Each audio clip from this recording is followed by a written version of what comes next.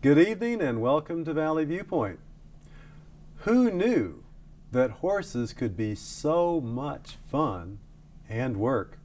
My guests know all about horses and about how they can be a blessing to people in our community.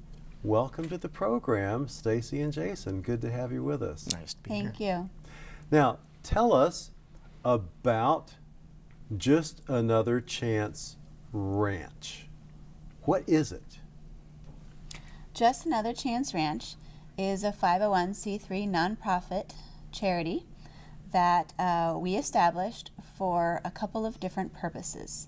One, we strive to mentor youth in such a way that it helps them to be leaders and more confident, have a safe place to be, and really have a place of belonging where they know that they are needed and wanted. And also, there are many horses out there that also need another chance at life, whether that's to be placed in a new home through an adoption program or perhaps working with the kids on our ranch. So it's just another chance for the horse as well as the person that works with the horse. You Correct. got it. How did Just Another Chance Ranch get started? Well, I have loved horses my whole life. I always knew that I wanted to do something using my passion of horses to help people, and I never really knew what that looked like. And a lot of my life, I was busy being a mom and a wife and working, and I just kind of put that dream up on the shelf and forgot about it. And then when our two eldest graduated and we only had one child left at home, I started having those thoughts and ideas come back, like I want to do something else with my horses.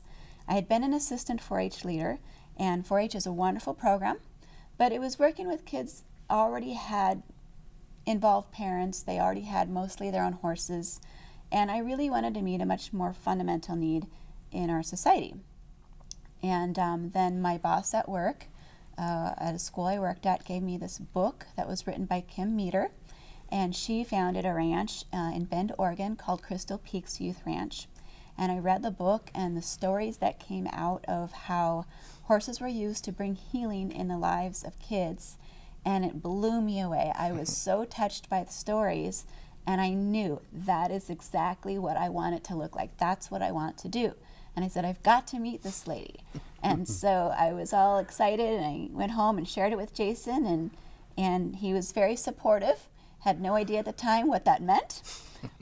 And that summer I went down to Crystal Peaks and I met them, and I received some training from them a couple different summers on how to start an organization that uses kids and horses together. So that was the start of it. Mm-hmm. How did the dream unfold? Well, I think it first started with the idea of us having to move from the west side of the state to the east side of the state. And at the time, I was very secure in my teaching job at Bethel School District, and I resisted moving quite a bit. But lo and behold, a job opened up in Prescott, which was perfect. My family lives in Waitsburg. I knew the principal there at Prescott a little bit, and it was just a really good fit to move. So when did that take place? I applied in June of 2011. Was hired about a week after I applied. We moved August 2011. Well, that's a sudden transition. Yes, like, it is. Boom, we're here, we're secure, we like where we live, Mhm. and then just a couple of months later, totally new environment and off in a new adventure. Yeah, exactly. So what happened next? We had to find a place to live.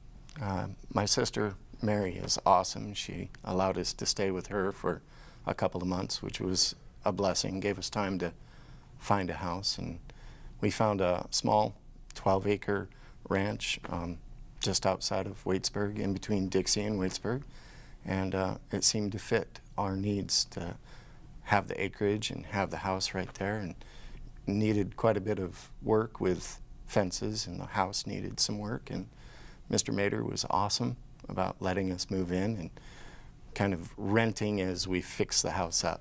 And as we were fixing the house up, that's in Stacy's area, I would work out in the fences and try to get those going. So, how easy was it to find the proper property for the vision that you had? It was very difficult.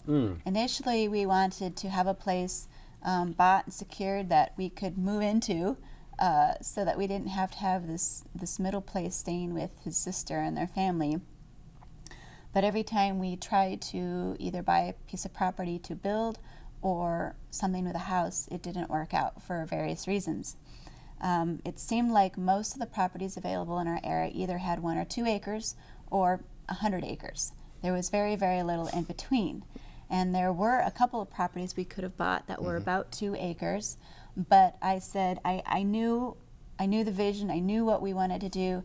I knew Crystal Peaks, they were doing what they were doing on 9.5 acres, and they were already bursting at the seams looking to buy more property. And I thought, I don't see how I could do it on any less than about 6 or 7 acres. Maybe temporarily for the first few years, but I want to have a huge lasting impact in the lives of many, many families in our area, not just 1 or 2. And so I just kept looking, and eventually, when we couldn't find anything through the local realtors, I started talking to people word of mouth in Waitsburg and other places, and I would say, do you know of any places for sale that aren't listed?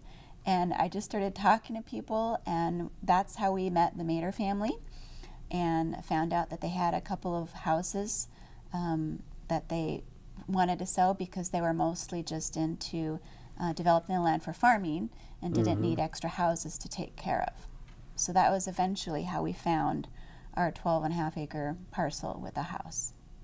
Now, you said you wanted to make an impact on people in your community. How do you see that impact? What are the benefits that this particular program, the Just Another Chance Ranch, offers to, both the animals and the people? We live in a world today that is full of stress. It's fast-paced. We have lots of families that are blended families. We have lots of kids that are in foster care. We live in a world full of upheaval, of uncertainty, and you can see it by the statistics. Problems are on the rise. More and more kids have autism, have emotional problems and struggles. And so there is a need to have creative solutions to meet the needs, to bring healing, to bring stability, to bring purpose into the lives of kids so that they can grow into healthy adults, that those cycles, those negative cycles can be broken, and then positive ones can take over. And horses are unique in that they have huge amount of mirror neuron cells in their brain, and they kind of mirror back whatever you are feeling emotionally. And so you can use it as a tool to teach leadership with kids. So when you're using horses as a tool to create a friendship and a relationship with the kids, you teach them how to be a more well-rounded person. For instance, if someone is very anxious or very angry, the horse is going to sense that in them, and the horse isn't going to trust them. The horse is going to pull away from them. And if they are not confident, maybe they're a very gentle, quiet-spirited child, but if they're not confident, then the horse might let them love on them, but then the horse isn't going to listen to them. And so the horse must respect you as a leader, but also trust you. And that's where we have those gentle leadership skills that come in. And so we hope that by teaching kids these gentle leadership skills, we build their confidence as well as their gentleness.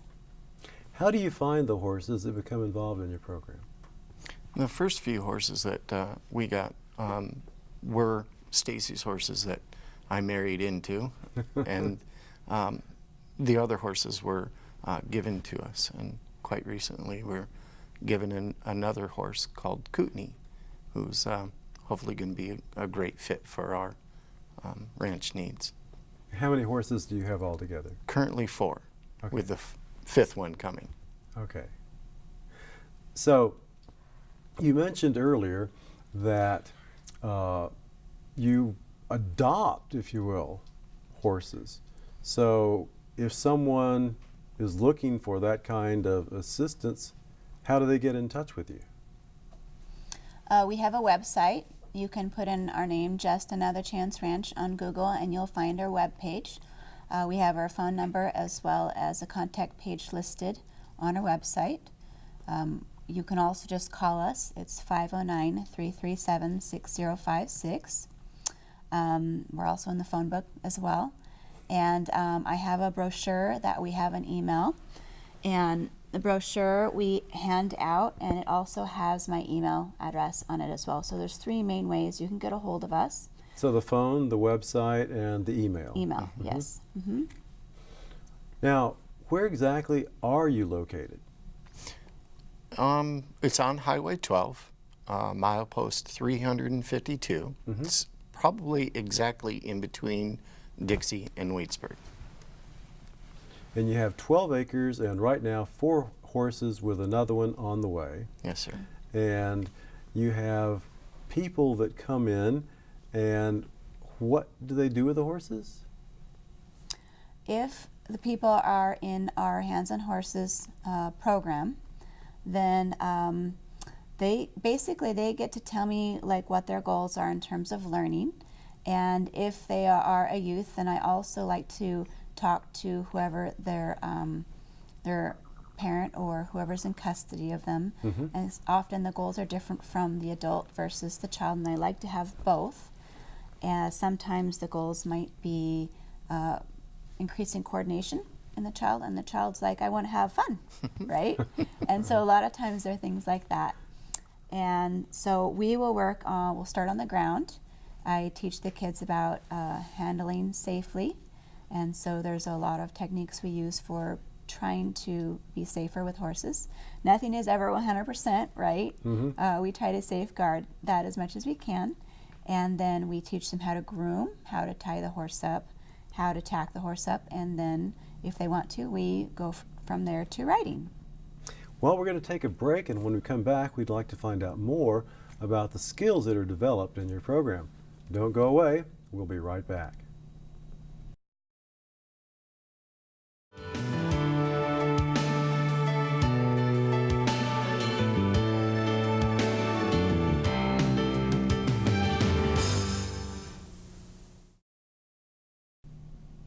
Good evening and welcome back to Valley Viewpoint. If you are just joining us, we are taking a visit to Just Another Chance Ranch, and we're learning about how the students that work with the horses develop certain skills. Now, we were talking about this as we went to break. Tell us a little bit more about the things that the students develop in the process of working with the horses. I think that students get to be able to see a confidence level built up in them that isn't mirrored anywhere else, really. As a teacher for 18 years, I've seen in the classroom students saying, I'm no good at science, I just don't get this. And I come along and say, well, yes, you can. And I work through a problem with them, and they see it, and they kind of get it. But to see a child actually realize that they have control of a 1,200-pound animal, and that confidence boost in the eyes widen, and you can just see their little chest puff out like, man, I'm awesome. That, to me, is the best part of this ranch idea. That's great. So we are developing people in the process, in the programs at Just Another Chance Ranch. Now, this is just, I understand, one of many programs or multiple programs that you have there at the ranch. Tell us about some of the other things that are going on. Yes, Hands on Horses is our main program. Our second program is a horse rescue program where we take horses that have been neglected or perhaps are going to be sold to slaughter, and we're able to rescue them, rehabilitate them. If they have the aptitude to work with kids, then we will keep them. If they don't, then we will adopt them out. 3 out of our 4 horses that we currently have were rescues at one point in time, and we did that with them. However, we had to postpone that program we had to make a choice financially whether we were going to put resources into launching our Hands on Horses Youth Mentor Program or whether we were going to continue rescuing. And since our heart was really to help equally kids and horses together, we really needed both. So we had already rescued 3 horses, and so last summer we launched our Hands on Horses Youth Mentorship Program.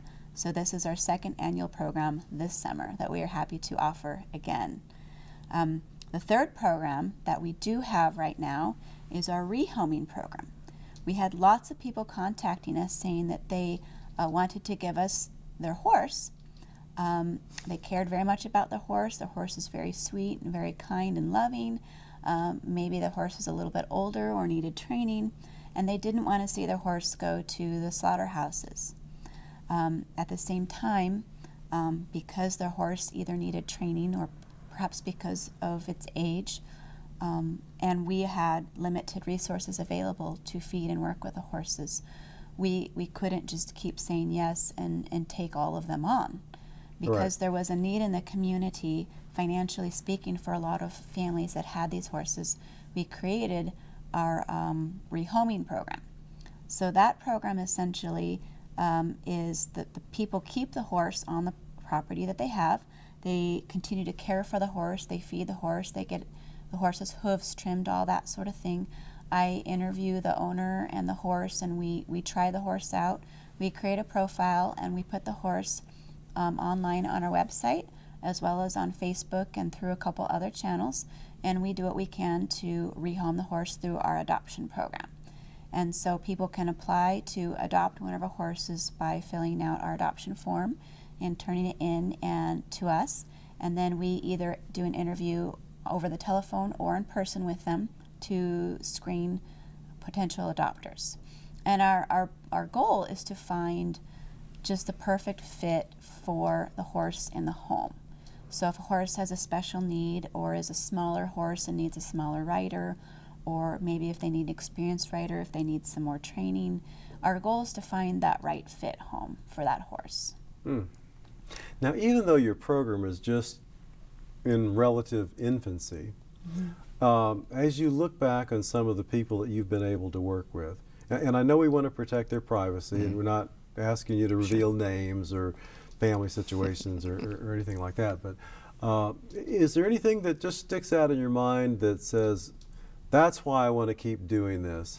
There was someone that found some success, or as you said, found some confidence in themselves through this. Do you have any stories? And again, protecting their privacy, but just wondered if there's some things that might stand out in your mind already.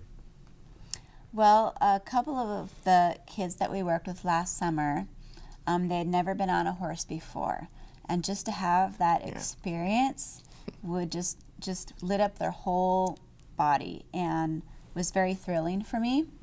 And for them. And then to know that they could come back and that horse liked them.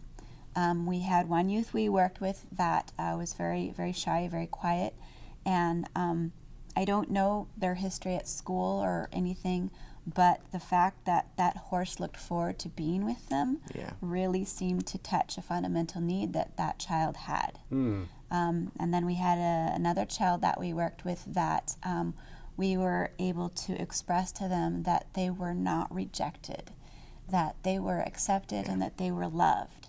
And a horse doesn't know whether you're good at reading or writing. A horse doesn't care whether or not you are socially wearing the right clothes. A horse doesn't care anything about your background or your wounding. They'll accept you the way that you are. And if a youth has had rejection in their lifetime, whether it's from a parent or a friend, that can be very powerful and life-changing. Now I have another question. And I'm not trying to irritate any horse lovers out there, but I'm wondering, why not a sheep or a goat, a dog or a cat? Why was it a horse for you? Well, I have the horse gene. That's what they call it in the horse world. I was not born on a ranch or into a horse family. My mom has pictures of me feeding my rocking horse from the time I was a baby. Your rocking horse. Yes. That's great. So I was a horse crazy girl that never outgrew it. So I guess it's just a part of my DNA. But in terms of why horses for therapy, they are such great mirrors of where we are at emotionally. If we are too aggressive, they won't respect you or trust you as a leader. If you are not confident enough, they won't listen to you. They'll just go about their business and do whatever they want.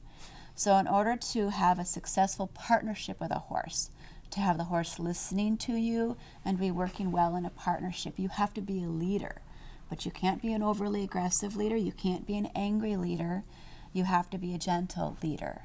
And so it's those leadership skills that we hope really equip kids for life. And so our program is designed, our Hands on Horses program, is really designed for kids to keep coming back over and over and over and working on building that relationship with that horse. And of course, some kids just come out once or twice just for the thrill of riding, and that's fine. That's great, you know. Maybe it made their day or their week, and That's okay. gave them some joy, right? That's fine.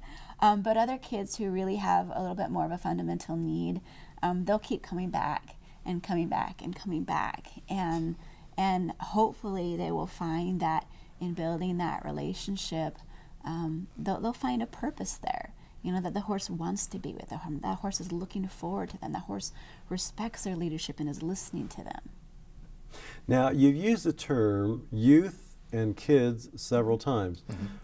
Is there an age limitation? What are we talking about when we use those terms, kids and youth?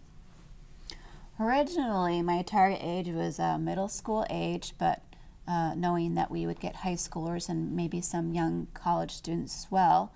But it seems like both last summer and so far this summer with the inquiries we're receiving, that a really popular age is about 9-10 years old. Okay. And so that's fine too. It was a little bit of a surprise to me, but that's great.